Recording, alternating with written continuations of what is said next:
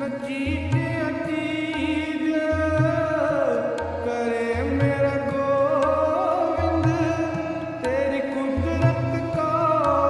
कुर्बान